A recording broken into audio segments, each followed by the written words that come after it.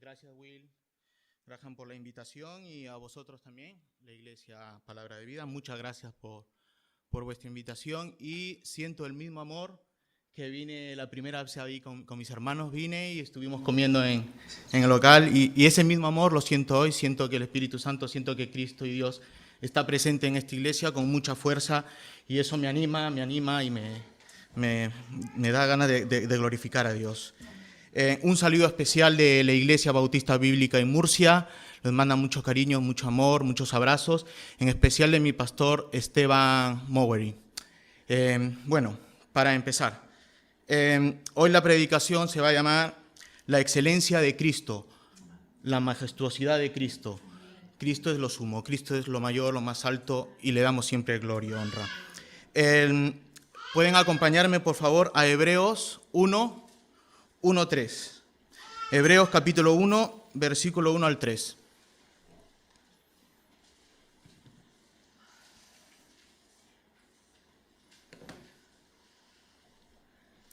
Si lo tenemos, dice así la palabra de Dios. Dios, habiendo hablado muchas veces y de muchas maneras en otro tiempo, a los padres por los profetas, en estos postreros días nos ha hablado por el Hijo, a quien constituyó heredero de todo, y por quien asimismo hizo el universo, el cual, siendo el resplandor de su gloria y la imagen misma de su sustancia, y quien sustenta todas las cosas con la palabra de su poder, habiendo efectuado la purificación de nuestros pecados, por medio de sí mismo, se sentó a la diestra de la majestad en las alturas. Por favor, vamos a orar por reverencia a Dios y a su palabra. Gracias, Señor Padre, por traerme aquí, Señor. Yo, un pecador, Señor, que fue salvo por gracia, Señor, que ahora utilizas para tu obra, para llevar el mensaje del Evangelio, Señor. Gracias, Padre mío. Te ruego, Señor, por medio del Espíritu Santo, Padre mío, que prepares los corazones de mis hermanos y de las visitas, Señor, unos para edificación y otros para salvación, Señor. Te ruego, Padre mío, que tu obra hoy se haga, Señor, en cada corazón, Padre mío. Te damos gracias, pues, Señor, en el nombre de Cristo Jesús. Amén, Padre. Muy bien. Antes que nada, quiero entrar en contexto. Primero, el nombre es la Epístola de los Hebreos. Tiene 13 capítulos. Y Hebreos es el más importante y cristológico después de los Evangelios. El autor es desconocido, pero sabemos que es Dios. La pluma y tinta, a pesar de ser desconocida, pero sí sabemos que es alguien de la segunda generación de cristianos. Como dice en Hebreos 2:3 dice: ¿Cómo escaparemos nosotros si descuidamos una salvación tan grande, la cual, habiendo sido anunciada primeramente por el Señor, nos fue confirmada por los que oyeron? Esto nos quiere decir, hermanos, que es de la segunda generación de cristianos, muy cercanos al círculo de Timoteo. En Hebreos 13:23 nos dice: sabed que está en libertad nuestro hermano Timoteo, con el cual, si viniere pronto, iremos a veros. El lenguaje de Hebreos, de la carta de Hebreos, en el autor utiliza la Septuaginta. Es la versión del Antiguo Testamento en griego. Esta versión fue ampliada y utilizada por nuestro amado Señor Jesús. Los destinatarios, judíos convertidos al cristianismo. Muchos eran tentados a regresar al judaísmo. Hermanos que fueron perseguidos y ahora, en medio de la prosperidad, nuevamente están siendo perseguidos para negar su fe, aunque aún no se ha llegado al martirio. Se han introducido falsos profetas, falsos maestros, como hoy en día en muchas iglesias, con falsas doctrinas. Hay que tener mucho cuidado. El autor explica y enseña que Cristo es mayor y mejor que estas doctrinas. Muchas de las doctrinas distorsionadas por los falsos maestros fueron tipos y sombras de lo mejor que había de venir, la persona del Mesías, Jesús, nuestro Cristo. La carta fue para un grupo en particular que habría experimentado lo antes dicho, apostasías. que hoy está pasando en muchas iglesias. ¿Dónde vivían los destinatarios? Se barajan varias posibilidades. Unos dicen en Palestina, otros dicen en Roma.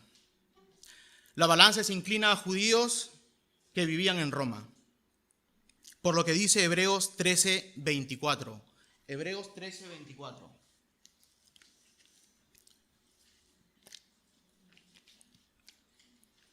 Y dice así: saludad a todos vuestros pastores y a todos los santos. Los de Italia os saludan. La fecha de la carta de Hebreos, más o menos, el 65 después de Cristo. Deducimos la fecha por la relación que contiene con el personaje y los eventos de la historia. Uno de ellos es el templo fue destruido en el año 70, Jerusalén fue destruida también. Pero en el libro de Hebreos habla que los sacrificios estaban presentes. Podemos deducir entonces que es antes del 70, entre el 65 y el 68 después de Cristo. Así que podemos ubicarlo en una fecha temprana entre el 65 y 68. ¿Y cuál es el propósito del libro de Hebreos? Bueno, primero y lo más importante, la excelencia de Cristo. Segundo, palabras de advertencia contra la apostasía y exhortación. Mucha exhortación a los hermanos para seguir en unidad la fe de Cristo. Características y aportes. Es un libro que nos enseña a leer y aplicar el Antiguo Testamento, donde Cristo es el tema. Cristología en ciernes, ¿esto qué quiere decir? Que estaba una cristología en preparación.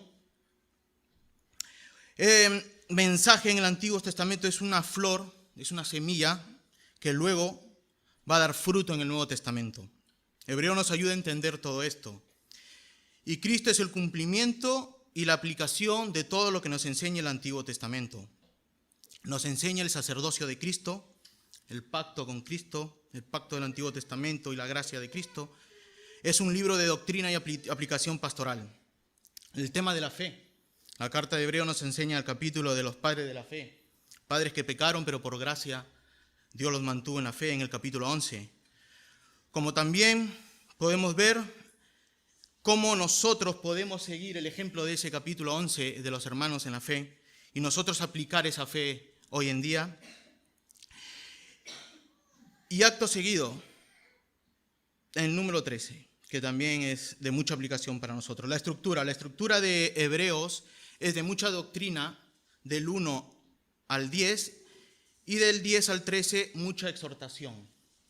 Ahora sí, entremos a nuestro texto, ya que hemos entrado un poco en contexto. La versión que yo utilizo es el Reina Valera del 60. Y mi primer punto es: Dios te habla hoy. Y dice así la primera parte del verso: Dios, habiendo hablado muchas veces y de muchas maneras en otro tiempo a los padres por los profetas, en estos postreros días nos ha hablado por el Hijo. Hay que darnos cuenta, en la versión de Reina Valera empieza con Dios, Dios. Esto es muy importante. No hay nada mejor que empezar con la palabra Dios. Es interesante que en el griego Dios es Theos. Pero claro, puede significar Dios es griego, puede significar mucho.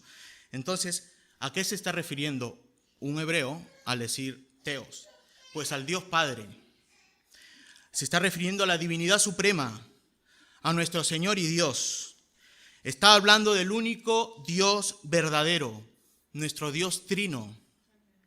Pero como vemos más adelante, en el versículo dice: en estos postreros días nos ha hablado por el Hijo. Entonces, vosotros recordaréis cuando el rey David dice en el Salmos 110:1, dice: Jehová, se está refiriendo a Theos, Jehová, el Padre, le dijo a mi Señor, a Cristo. Este es un salmo cristológico: siéntate a mi diestra hasta que ponga a tus enemigos por estrado de tus pies. Podemos entender entonces que Jehová está hablando del Padre, ¿no? Entonces podemos deducir con precisión que se está refiriendo al Dios Padre. Aquí los hebreos saben que está hablando a nuestro Señor Jehová, a Yahvé. Es glorioso que esta carta empiece con la palabra Dios Padre hablando. Muestra cómo Jehová en la creación habló y fueron hechas todas las cosas. Adán habló, cara a cara estuvo con Adán y habló cara a cara. Habló con Abraham, habló con Moisés, y ahora muestra el autor de la epístola de los Hebreos que nuestro Padre Celestial sigue hablando. La carta empieza en su presentación con la palabra Dios. Quiere decir que es Dios Todopoderoso quien habla. Entonces, si empieza con la palabra Dios, debemos mostrar mucha reverencia, atención a lo que Dios quiere decir más adelante. Esto debe crear una plena satisfacción, certeza y confianza en lo que Dios va a decir más adelante. El Padre, habiendo hablado muchas veces y de muchas maneras, hermanos, recordemos que desde Adán hasta Moisés, el conocimiento de Dios fue revelado, pero se mantuvo de forma oral. Es a partir de Moisés que se empieza a escribir la palabra de Dios. Todo este conocimiento revelado, entonces, recordemos que fue en el Antiguo Testamento, pero fue un mensaje velado, no lo entendíamos, fue progresivo el mensaje del Mesías y de todo lo que tenía que venir. Pero también habló de diferentes formas y diferentes medios por los profetas. Recuerden la parábola del rico y el mendigo en el mendigo Lázaro en Lucas 16, en el versículo 27. Lucas 16, 27. Entonces le dijo el rico: te ruego pues, padre, le dice Abraham, que le envíes a la casa de mi padre. ¿A quién? Al mendigo. Está muerto el mendigo. Y dice: mándalo, envíalo. Porque tengo 5 hermanos para que le testifique, a fin de que no vengan ellos también a este lugar de tormento. ¿Qué les dice Abraham? A Moisés y a los profetas tienen. A ellos óiganlo. Imagínate enviar un fantasma, no van a recibir el mensaje. Tienen a Moisés, tienen a los profetas, pero no oyeron. Los tenían, los mataban, les cortaban la cabeza, los apedreaban a los profetas. Así que, hermanos, los profetas hablaron la palabra de Dios, exhortaron al pueblo de Dios por sus infidelidades al único Dios verdadero. Pero los profetas no solo hablaron y exhortaron la conducta del pueblo escogido por Dios, sino que la máxima intención fue revelar progresivamente el nacimiento del Mesías y que deberían estar deseosos y atentos, diligentes a aquel glorioso día. Así es como los antiguos recibieron progresivamente el mensaje de nuestro Salvador.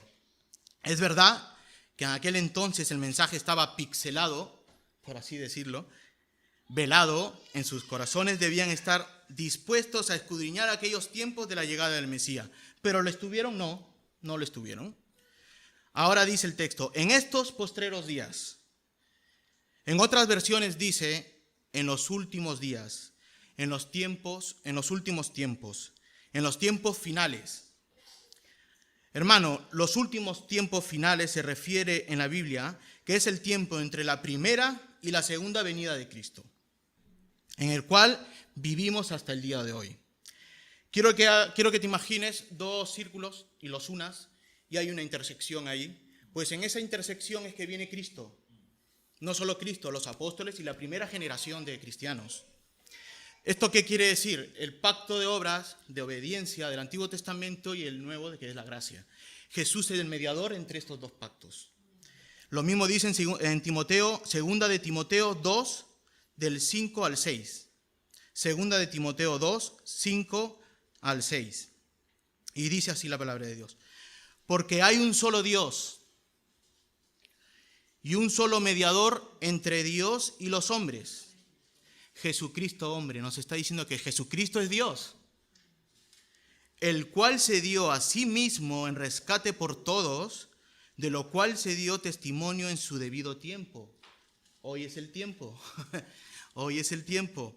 El autor de Hebreos no está hablando en ese momento exacto, nos está hablando de esos días en el cual se habló por el Hijo. En aquel entonces tuvieron al Hijo que es Jesús, el Cristo, entre ellos, en la tierra.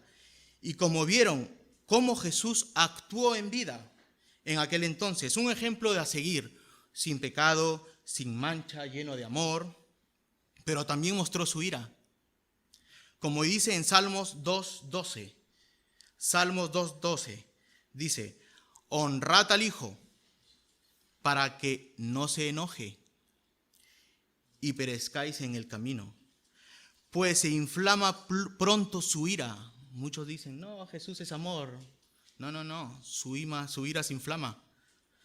Bienaventurados todos los que en Él confían. Cuando Jesús vio el templo, estaba entrando con el pollino, todo el mundo, ahí viene Dios, nuestro Salvador, y entró al templo donde estaban los maestros, donde debían ser diligentes y esperarlo, vio comercio, infieles. El templo estaba profanado por aquellos que hacían comercio y que debían estar preparados esperando la llegada del Mesías. Aquellos que deberían ser diligentes con su llegada, y no fue así. Les fue oculto ante sus ojos. ¿Y por qué les fue oculto? Mira lo que dice Juan 1, 11, 12. Juan capítulo 1, del 11 al 12.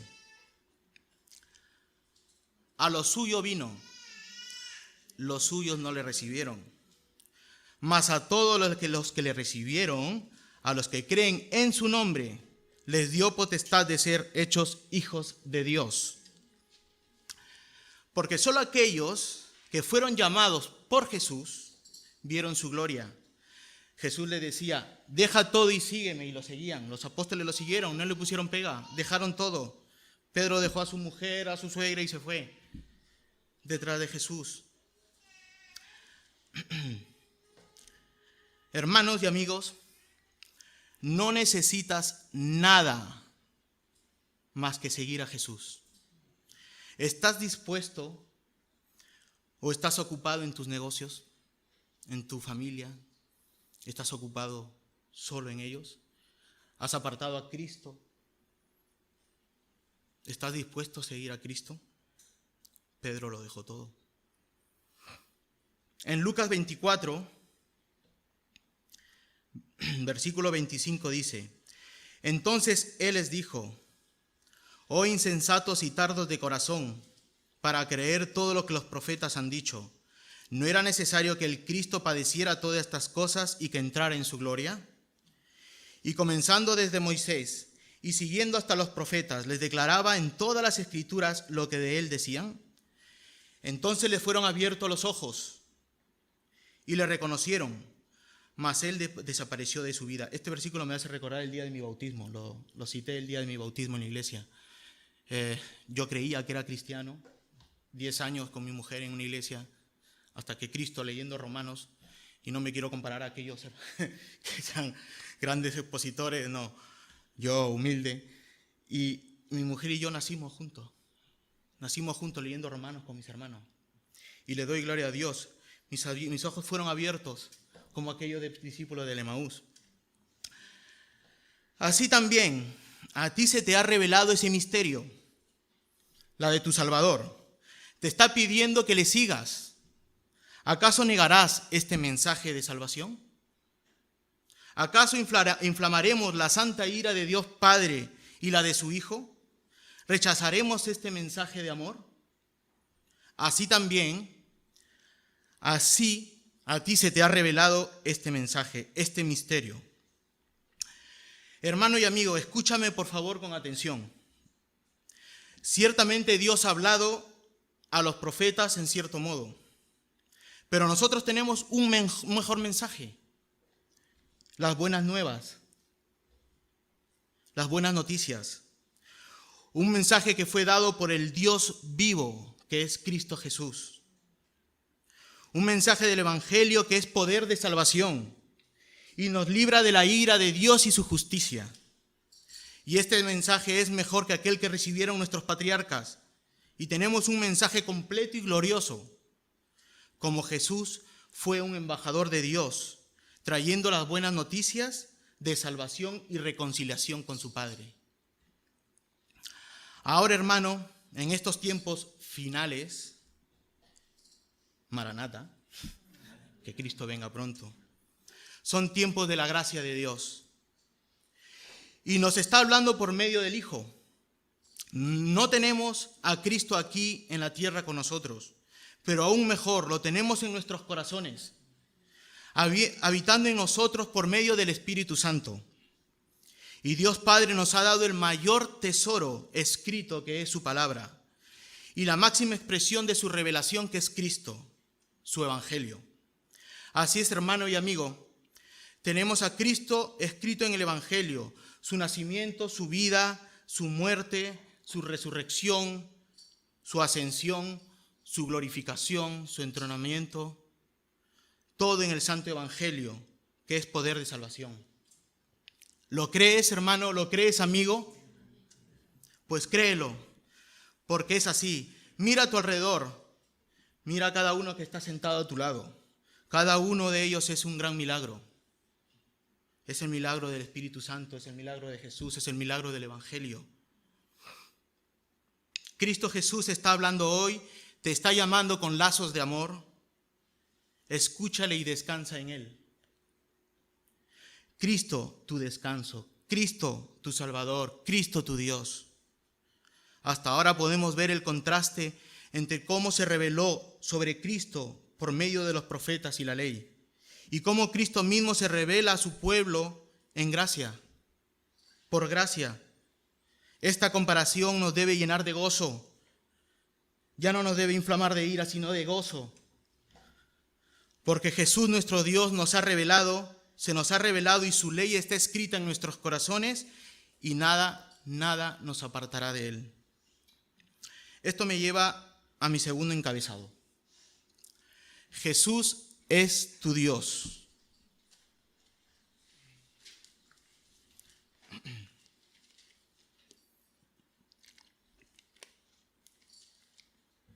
Y dice así, y regresamos a nuestro texto: a quien constituyó heredero de todo y por quien asimismo hizo el universo, el cual, siendo el resplandor de su gloria y la imagen misma de su sustancia, y quien sustenta todas las cosas con su palabra de su poder.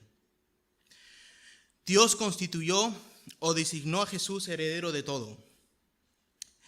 El autor de la carta de Hebreos nos está mostrando la majestuosidad, la excelencia de Cristo. Dios Padre tiene un heredero, solo uno. El heredero hereda todo lo que es del Padre. Todas las cosas fueron dadas e incluidas, nosotros también. Sí, amigo, créelo y acompáñame a Juan 17, de 9 al 10. Juan capítulo 17, versículos del 9 al 10.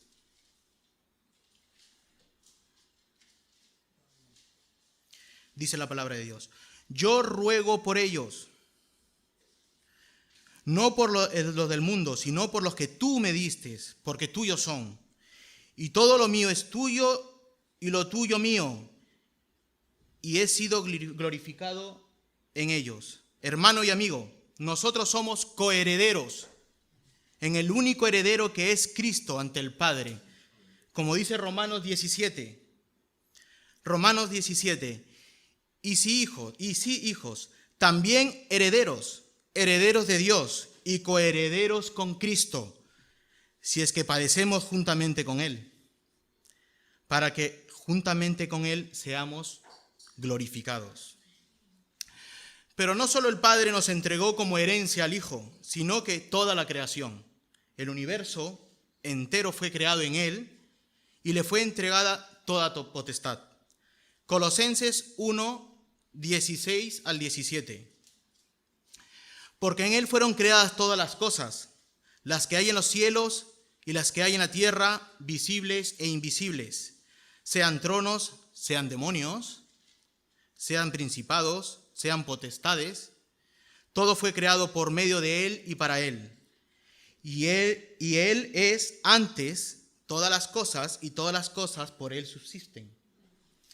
Podemos ver con toda claridad cómo Dios creó todo en Él y por Él.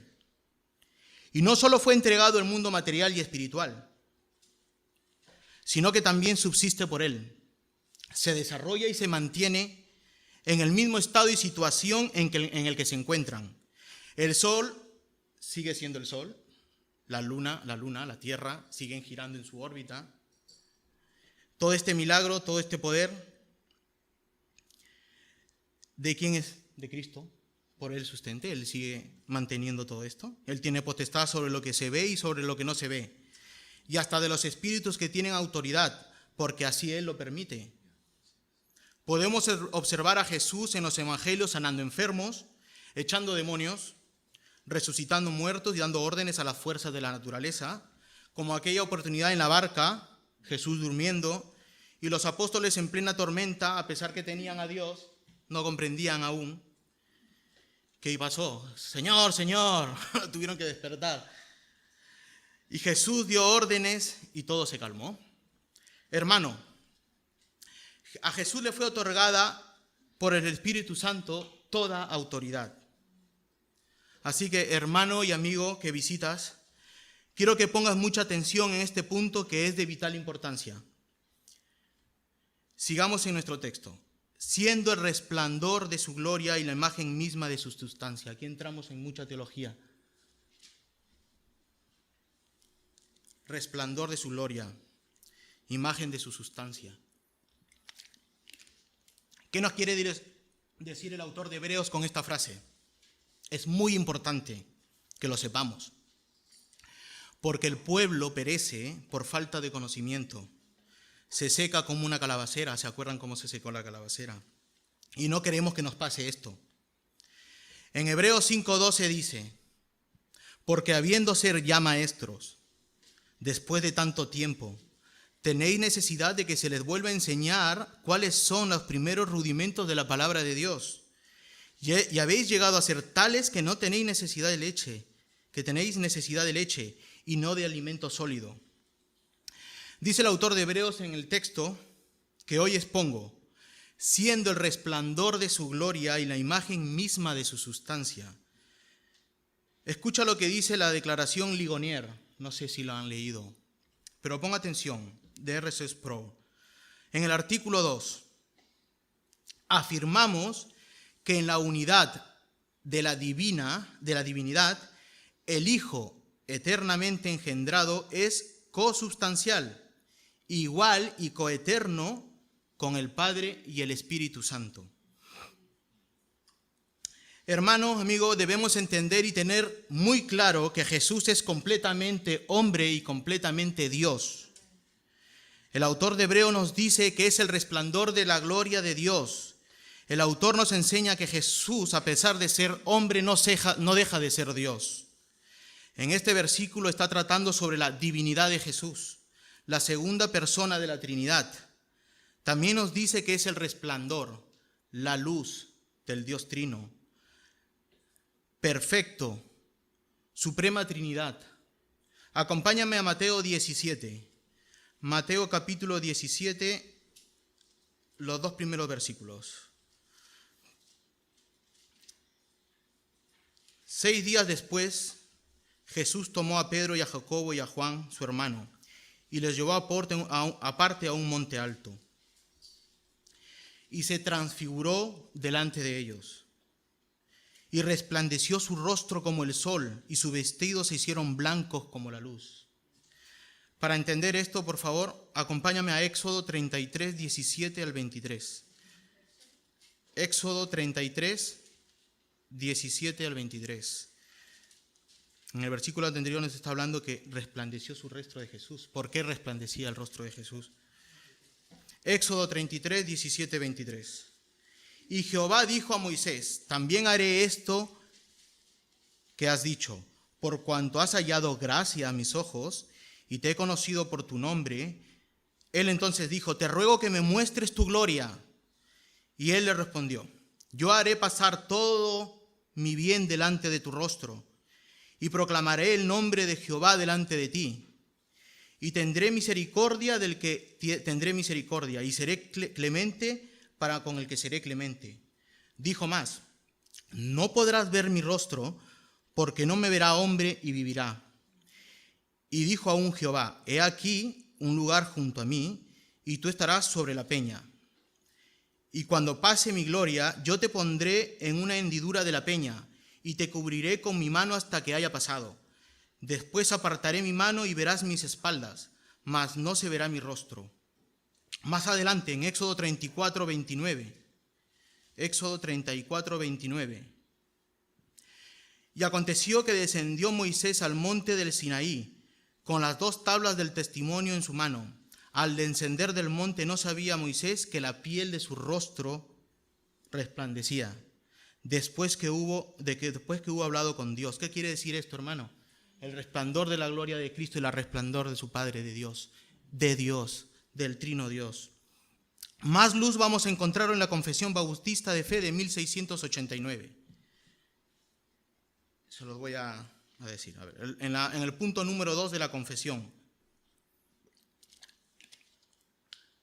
Dice así en el punto 2. De Dios y la Santa Trinidad. El Señor nuestro Dios es un Dios único, vivo y verdadero, cuya sustancia está en Él mismo y es de Él mismo, infinito en su ser y perfección, cuya esencia no puede ser comprendida por nadie sino por Él mismo. Es espíritu purísimo, invisible, sin cuerpo, miembros o pasiones. El único que tiene inmortalidad y que habita en la luz inaccesible. Es inmutable, inmenso, eterno, inescrutable, todopoderoso, infinito en todos los sentidos. Santísimo, sapientísimo, libérrimo, absoluto, que hace todas las cosas, según el consejo de su inmutable y justísima voluntad, para su propia gloria. Es amantísimo, benigno, misericordioso, longánimo, abundante en bondad y verdad, perdonando la iniquidad, la transgresión y el pecado, galardonador de los que buscan con diligencia y sobre todo justísimo y terrible en sus juicios, que odia todo pecado y que de ninguna manera dará inocente al culpable. Teniendo Dios en sí mismo y por sí mismo toda vida, gloria, bondad y bienaventuranza, es todo suficiente en sí mismo y respecto a sí mismo, no teniendo necesidad de ninguna de las criaturas que ha hecho, ni derivando ninguna gloria de ellas, sino que solamente manifiesta su propia gloria en ellas, por ellas, hacia ellas y sobre ellas. Él es la única fuente de todo ser, de quien, por quien y para quien son todas las cosas, teniendo sobre todas las criaturas y al más soberano dominio para hacer mediante de ellas, para ellas y sobre ellos lo que le agrade. Todas las cosas están desnudas y abiertas a sus ojos, de modo que para Él no hay ninguna cosa contingente o incierta. Es santísimo en todos sus consejos, en todas sus obras, en todos sus mandatos. A Él se le debe, por parte de los ángeles y de los hombres, toda adoración, todo servicio, obediencia que como criaturas deben al Creador, y cualquier cosa adicional que a Él le placiera demandar de ellos. Ahora escucha este punto que es muy importante. En este ser divino e infinito hay 3 subsistencias: el Padre, el Verbo, que es el Hijo Jesús, el Espíritu Santo, de una sustancia, un poder, una eternidad, teniendo cada una toda la esencia divina, su propia naturaleza. Pero la esencia indivisa, que no se divide. El Padre no es de nadie, ni por generación ni por procesión. El Hijo es engendrado eternamente del Padre, y el Espíritu Santo procede del Padre y del Hijo. Todos ellos son infinitos, sin principio, y por tanto son uno solo. Dios, que no haber de ser dividido en naturaleza y ser, sino distinguido por varias propiedades relativas, peculiares y relaciones personales. ¿Qué quiere decir esto? Que cada uno tiene su propia personalidad.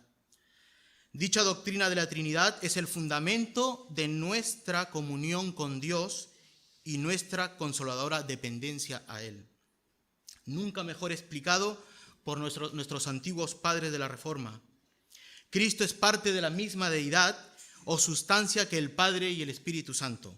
Esto quiere decir que Jesús es Dios, la misma imagen de su sustancia, de su divinidad. Jesús es parte de la Trinidad, Cristo es parte de la naturaleza trina. Jesús es de la misma sustancia divina llamada Dios, Jehová, y quien sustenta todas las cosas con la palabra de su poder.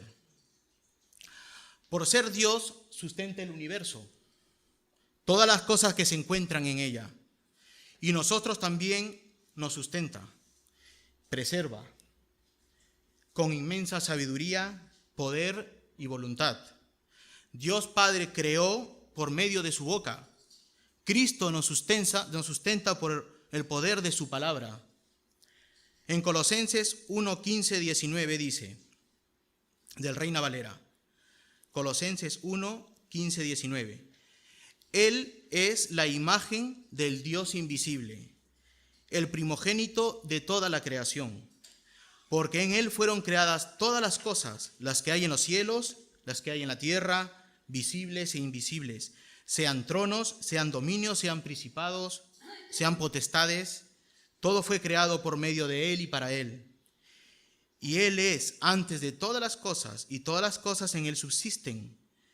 Y Él es la cabeza del cuerpo de la iglesia, el que es el principio, el primogénito de entre los muertos, para que en todo tenga la preeminencia, por cuanto agradó al Padre que en Él habite toda plenitud. La Biblia de las Américas dice, Él es antes de todas las cosas, y en Él todas las cosas permanecen. La Nueva Traducción Viviente dice que mantiene unida toda la creación. Filipenses 4:19.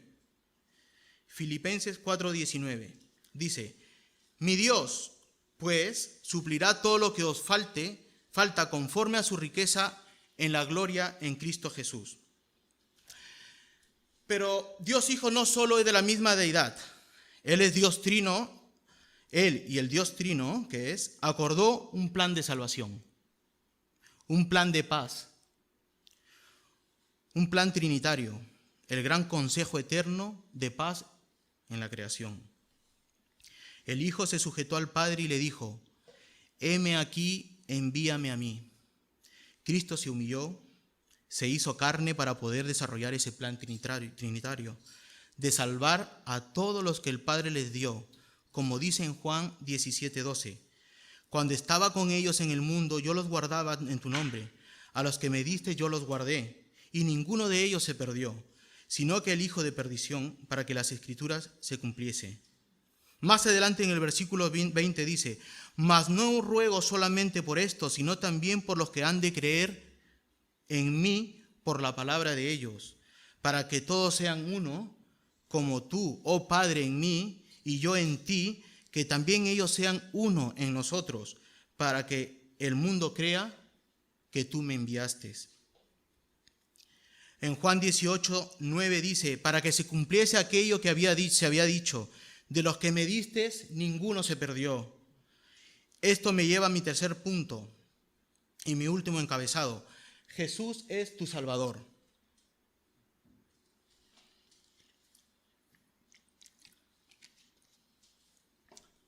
Siguiendo el texto dice, habiendo efectuado la purificación de nuestros pecados por medio de sí mismo.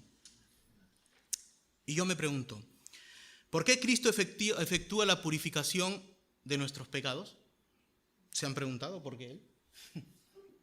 ¿Acaso somos dignos de tan grande amor y gracia? Una buena respuesta la encontramos en el Catecismo de Heidelberg. Y ojo con este catecismo. Las preguntas y respuestas las convertí en un diálogo para poder entenderlas mejor.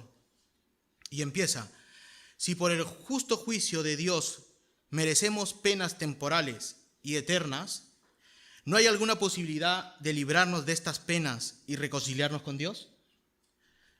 Dios quiere que se dé satisfacción a su justicia.